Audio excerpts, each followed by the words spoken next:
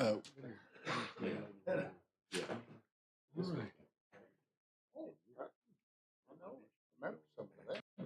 What is her name? Beta? We had any sprites in here? Wood. She is the intern. in your- in Mr. Finkenbeiner's office.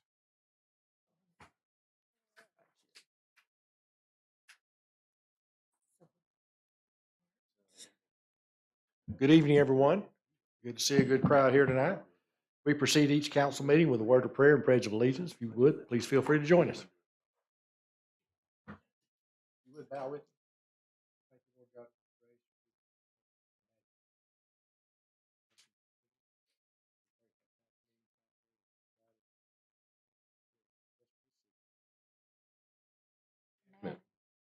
I pledge allegiance to the flag of the United States of America and to the republic for which it stands, one nation, under God, indivisible, with liberty and justice for all.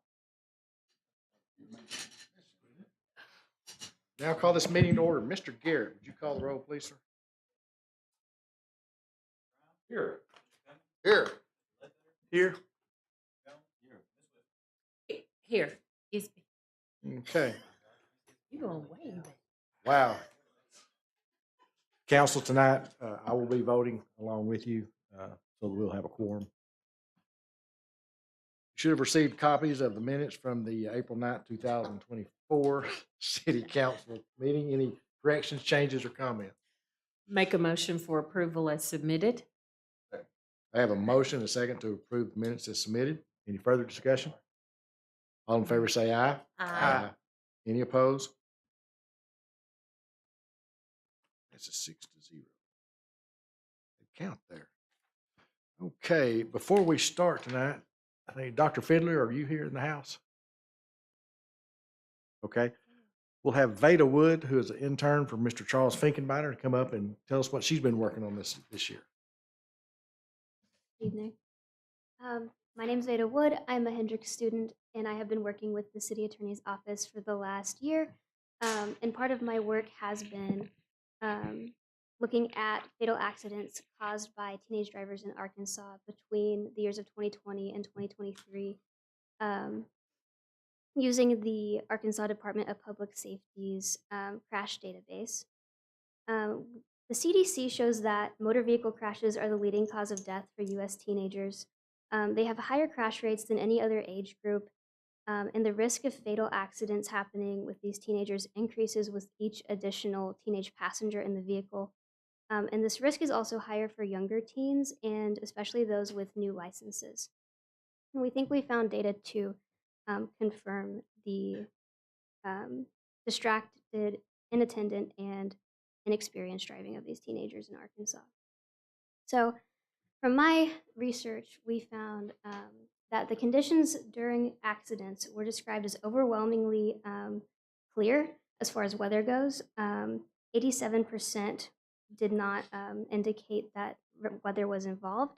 Only 13% occurred during active weather or were in conditions described as rainy, snowy, or icy.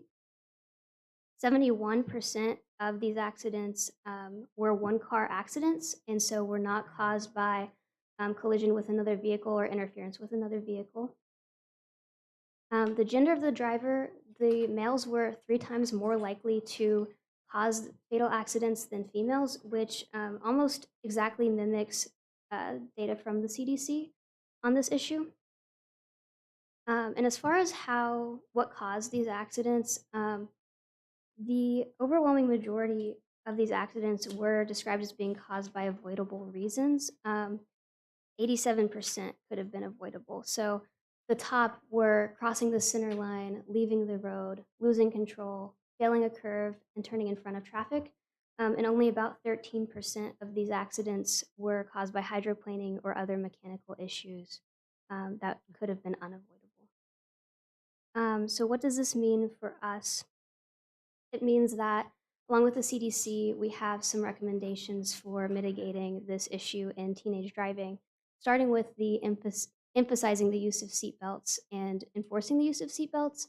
Because even if these teenagers are going to get into an accident, no matter how much we help them, seatbelts will lower their fatality rates in all accidents. Um, we also would encourage driving courses for teenagers through schools or official programs. And I think the thing that we would like to emphasize the most is parent involvement in practicing good driving with teenagers. That means going with them on drives, but also being an example for your teenagers. Because if you don't practice what you preach, there's a less chance that they're going to as well. Are there any questions that I can answer? That was Council, any fast. questions? Thank you for your work. Thank No, you. yeah. That was interesting. Yeah, And it was informative. right. Well, since this is the last thing I'm doing for the city attorney's office, this has been an incredible opportunity, and I'd like to thank them. I'd also like to thank City Council for allowing me to share my research, and also just the Conway community itself for all the work I've been able to do for them and with them. Thank you. you. Mr. Finkenbeiner has really bragged on your work. Thank you for all you've done for the city. Thank you. Thank you.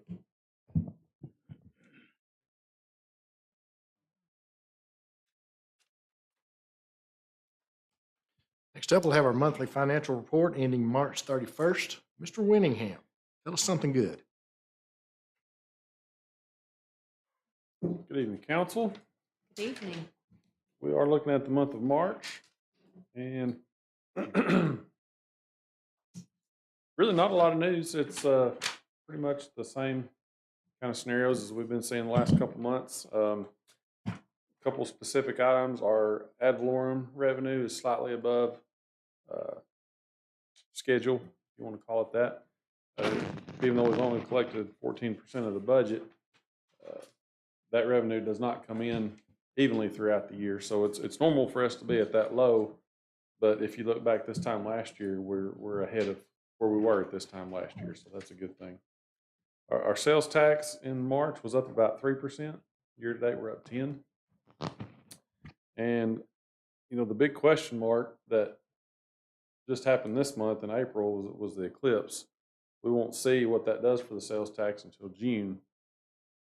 Based on what I saw around town, I'm glad we didn't make a big bet on that, because they say there were people here, but I don't know where they were. I heard that hotels and everything were pretty full, but I don't know if those folks were getting room service or what was going on.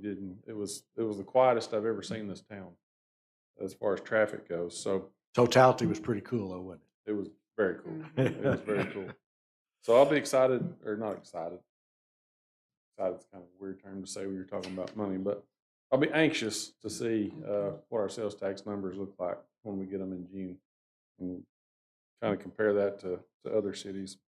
Expenditure-wise, all of our departments are still below budgeted levels. It was a 3 pay period month in March, so that hit our bottom line pretty hard. It's not near as pretty as it was last month, but again, that's budgeted and expected, so nothing to be concerned about there. And that's really all I've got, Mayor. If you go through our other operating funds that we look at each month, it's pretty much the same story. All of our large revenue sources are on track or slightly above, and our expenses continue to be well within check. Any questions for Mr. Winningham? Tyler, Sir. back to the general fund front page revenues. Mhm. What's going on with the beverage tax? We get those updates twice a year. No. So the money is in the account. Okay. We just don't have the funds, or I'm sorry, not the funds. We don't have the data from the accounting firm to actually go in and report it.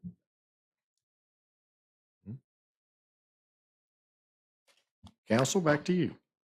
Make a motion for the approval of the March financials. Second. We have a motion and a second to approve the March financials. Any further discussion? Mr. Garrett. All in favor, say aye. Aye. All opposed. Passes 6-0.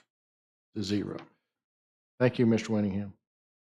Next up, council, we have consideration to approve the waiving all 3 readings for the ordinances on April 23rd, 2024 City Council agenda. Make a motion that we approve the waiving of the readings. Second. Have a motion and a second to approve the waiving of all three, all three readings of the ordinances for our April 23rd, 2024 council meeting. Any further discussion? Mr. Garrett? All in favor, say aye. Aye. All Aye. opposed? Passes 6-0.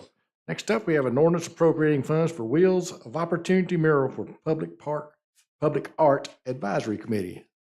Are you going to address this, Felicia? I need to lower the microphone. So the Public Art Board voted at their last meeting to partner with BPAP and CAB. They are leasing our building at 1820 Old Walton Highway to do a design of a mural that you guys have, Wheels of Opportunity. And so they wanted to partner with the Public Art Board to get that mural painted, and we allotted $5,000 for that project, and we're just asking for your approval.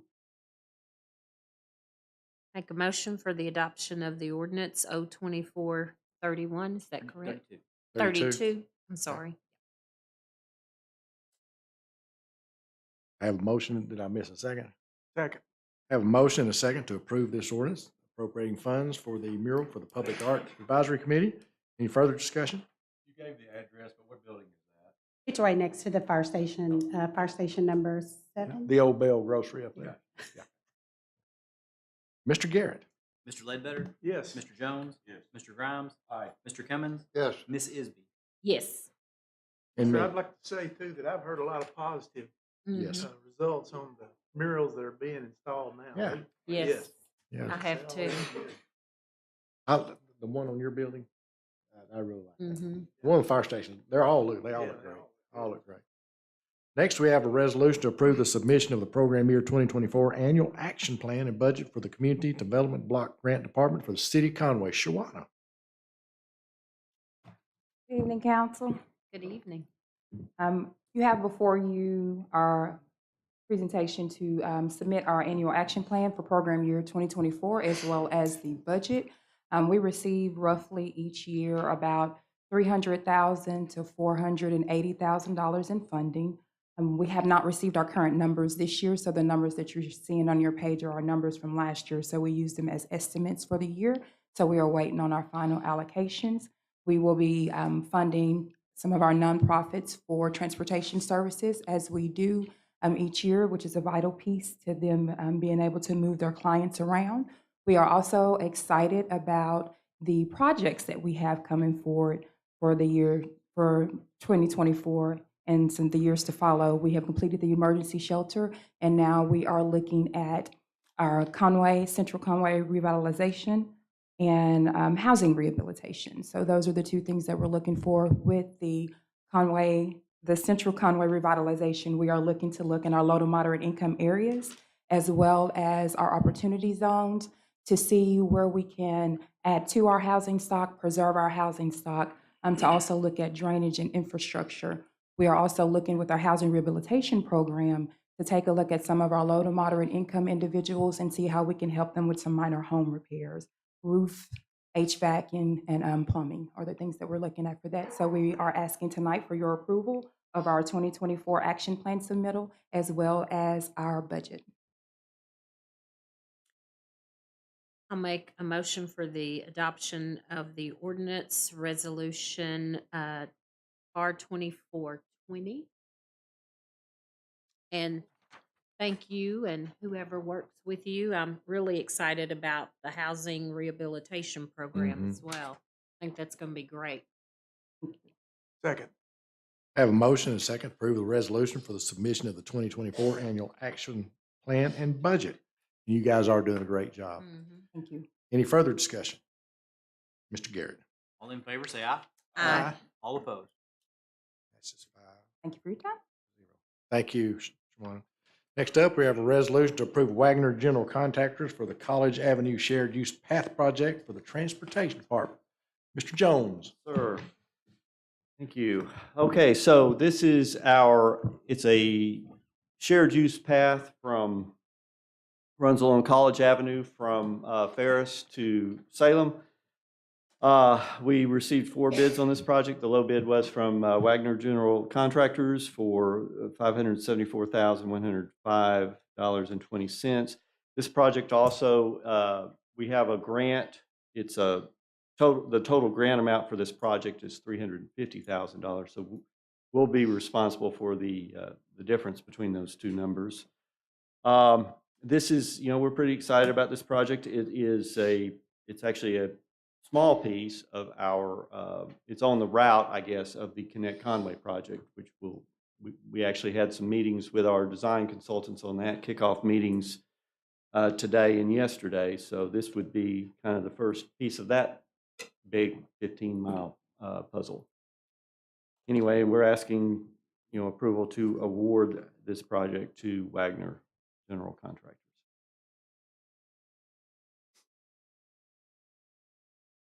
Council, back to you. Make a motion for the adoption of Resolution R-2421. I have a motion and a second to approve Wagner for the College Avenue Shared Use Path Project. Any further discussion? Mr. Garrett. All in favor, say aye. Aye. All opposed. Passes 5-0. Thank you. Thank you, Kurt. Thank you. Next up is consideration to approve a conditional use permit to allow a laundromat in the O2 zone for property located at 3955 College. Council, there is a correction on the memo. It lists Mark Ferguson with Bond Consulting Engineers. It should be Tommy Bond. Ms. Tucker will be speaking to this, and Mr. Bond is here. If anyone would like to speak for or against this, if you would, when you come to the podium, would you state your name and address for the record, please? And I think this was given I'm gonna let you address the planning commission. Ms. Tucker. Okay, so on their regular meeting on April the 15th, they unanimously voted to allow this applicant to develop this site with 3 multi-use tenant spaces.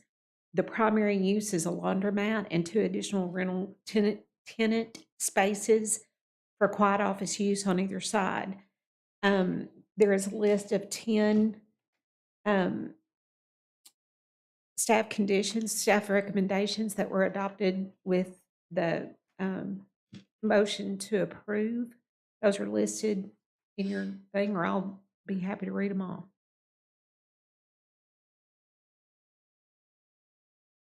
Read them if you don't mind. Okay. Number 1 is the operating hours are limited from 7 a.m. to 9:30 p.m. Number 2, the development shall be subject to site development review in accordance with Article 10 of the zoning code prior to the issuance of any building permits. Driveways shall be aligned with the shared property line to the west between lots 1 and 2 of the Hogan Professional Park and will be required to provide shared access with the undeveloped Lot 3 of the Hogan Professional Park platted lot to the east. All exterior lighting shall be inward, downcast, and shrouded to prevent light trespass onto adjacent properties and shall comply with Article 10 of the zoning code. Any new fencing shall comply with Article 10 of the zoning code. Fencing type and placement shall be approved by planning staff prior to installation. No zoning variance required as a result of the commencement of the conditional use may be requested. That means if you grant that tonight, they can't ask for a rezone. All signage shall be permitted and installed in accordance with Conway sign code. Any changes to or expansion of the approved use shall require an amended or new conditional use permit. The CUP approval shall become null and void if the use is not commenced within 18 months from the date of approval. And the conditional use shall expire if the use ceases for a consecutive period of greater than 18 months. This is an O2 zoning, so the conditional use is for the laundromat. Any questions for Ms. Tucker? Would anyone else like to speak for or against? Yes, ma'am. If you would, state your name and address for the record, please. Denise Schreckenhofer, 5100 Lost Canyon Drive, Conway. And I'm the realtor that worked on this project for Mr. Wilhite, who will be the owner. And It's referred to as a laundromat, but I like to refer to it as a state-of-the-art laundry facility. It is a very nice facility. He's running one in Cabot right now, and it's been very successful. The community loves it there. And I did share his website with some of the other councils and councilmen today for you guys to look into. But it's a really nice business. He's committed to Conway and being here, and excited to start his business over there. And I am the realtor on the project, but I also own a couple of properties there personally around this property. And I really think it's going to be a good neighbor. He's going to be a good neighbor for all of us. Any questions for Ms. Schreckenhofer? Thank you. Anyone else like to speak for or against? Council, it's back to you. Make a motion for the approval of the conditional use permit. Second. Have a motion and a second to consider approval of the conditional use permit to allow a laundromat in the O2 zone for property located at 3955 College Avenue.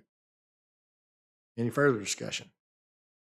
No more discussion, but I will say that I did get the email that has the information on it. Uh-huh. And it does say laundromat, and I know sometimes that kind of gives people a little bit of a fear, but it's more of a self-service. It's one of those that more than likely people will be dropping off using an app, things of that nature. So it is very different than State of the what art. you would think as far as or just a regular laundromat. Thank you, Ms. Ismie. Mr. Garrett. All in favor of this motion, say aye. Aye. All opposed. That passes 5-0. All right. Next is consideration to approve a conditional use permit to allow a transmission tower in the C3 zone for property located at 1845 Marlton Highway. I think Ms. Tucker is going to speak to this, as well as Brett, or you, or Mark Ferguson from Conway Corporation. Yes, sir. At the Planning Commission's last meeting, I believe on April the 15th, they voted unanimously. I can't talk tonight. I don't know what's wrong with me. But they voted unanimously That's a big word. to pass this request for a CUP. The applicant is asking to relocate equipment currently installed on the water tower that's up there. This is at the old VFW site, in case y'all weren't aware that this is where this is going. Transmission towers are allowed in all zones except A1 with a conditional use permit. Section 528 of the zoning code outlines regulations specific to transmission towers. Applicant has requested some exceptions to the regulations and has provided justifications for each. The most glaring one is they ask for antennas to be able to be on the outside of the pole. I don't really understand all the science behind it, but they are currently on the outside of the water tower, and for safety purposes, those need to be moved. I believe they're about to start painting the water tower, and it would interfere with that process. So there are 6 conditions. The applicant is to provide a stamped design drawings prior to permitting. All regulations of Section 528 of the zoning code must be met along with the exceptions listed above. No zoning variances in conjunction with the conditional use shall be allowed. The approved use is not commenced within 18 months from the date of approval, or if the use ceases for a consecutive period greater than 18 months, the conditional use permit shall expire. If the tower is not used for a continuous period of 24 months, it must be dismantled and removed by the telecommunications service provider. Any expansion of the use or site, including but not limited to substantial increase in use intensity, new buildings, substantial changes in character, etc., shall require approval of a new conditional use. And I can also attest to the fact that this will not be visible from the street. If you know that area, it's well wooded, so while it won't look like the rest of the transmission towers in town, nobody's going to see it anyway. You said well wooded without getting tongue tied. I did. Sometimes it works. Thank you. Any questions for Ms. Tucker? Mr. Ferguson, would you like to add anything?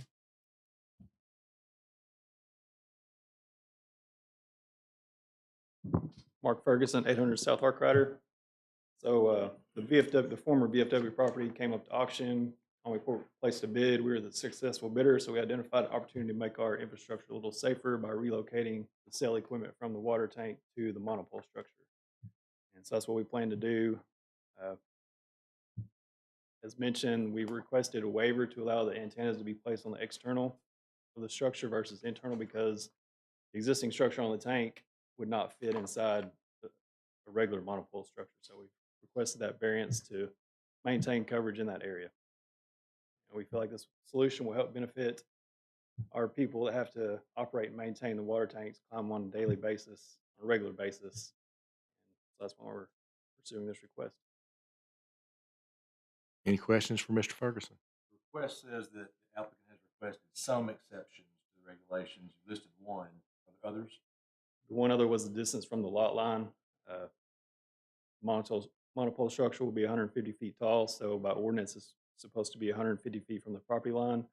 We're requesting a variance to locate it closer than that, but per the exceptions, it will be engineered so that the fall zone is less than the distance to the lot line. So if it were to collapse, it would stay on that property. It wouldn't influence adjacent properties. Thank you, Mr. Ferguson. Thank you. Anyone else like to speak for or against? Council, back to you. Make a motion for approval of the conditional use permit for the transmission tower in the C3 zoning. Have a motion and a second to approve this conditional use permit for a transmission tower at 1845 Old Marlton Highway. Any further discussion? Mr. Garrett. All those in favor say aye. Aye. All opposed? Passes 5-0. Next up, we have an ordinance to rezone property located at Sutherland Road from A1 to R1. Ms. Tucker will speak to this, and I think we also might hear from Ms. Weckworth from Tyler Group. Tyler Group is, and on behalf of Tremaine Harris, has asked for this. To rezone the property at 6 Sutherland Road. The Planning Commission passed this with unanimously. I got it right that time. So the applicant is requesting rezoning from A1 to R1 for most likely a single-family residential subdivision. The comprehensive plan designates the area as single-family, and due to the site layout and possible sewer connectivity restraints, 9 dwelling units, which is what is allowed in that area, it likely will not take 9 units. But by our count, probably 3 to 4 is more likely. Staff recommends approval of the rezoning to the requested R1 zoning district, as it would provide an appropriate level of transition toward the low-density agricultural developments existing to the west.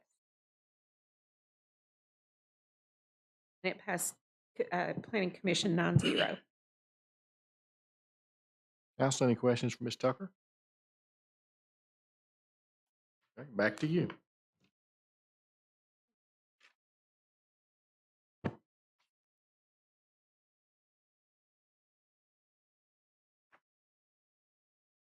Well, Make a motion for approval. Second. okay, have a motion and a second to adopt the ordinance to rezone property located at Sutherland Road from A1 to R1. Any further discussion?